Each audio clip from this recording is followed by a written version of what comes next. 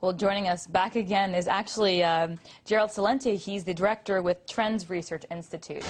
Good to have you back there, Gerald. Now, we were discussing with our audience before we took a break the unemployment benefits issue, the rising foreclosure crisis, which is still insinuating, could put the U.S. on a path for a more European system. Do you foresee that? No. What's the European system? That's breaking down as well. Now they're imposing austerity measures. The entire system is collapsing. We've been saying this since the crash began in 2008. They're only trying to pump it up with stimulus money, and it's not working. So we're going to see more unemployment. There's no way that they can keep the system afloat by just dumping more money into it. The debt levels keep rising. That's why you have the problems in Europe. The same problems are hitting in the U.S. Gerald, why do they keep doing this then if nothing's working, if the system seems to be failing on both the U.S. and European side? Why are they continuing to propose these stimulus packages but also austerity measures? Is that going to do anything, and are the people benefiting from them?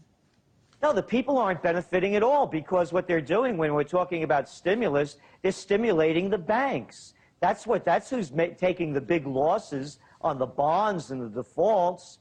So the burden's falling down on the people to pay for the losses of the too big to fails. So they're just perpetuating the system, and it's not working. It's failing, and it's in front of us all, whether it's Romania, Hungary, Greece, Spain, Portugal, Ireland. How much more proof is needed? Gerald, it's not working. You know, as this is happening, and as you're watching around the world, as everyone is, there's probably going to be a very popular unrest here in the United States as these unemployment numbers go up and as people continue to seek money from the government. So what do you think the government here in the States is going to do to subdue any kind of unrest that could spark as a result of this stuff?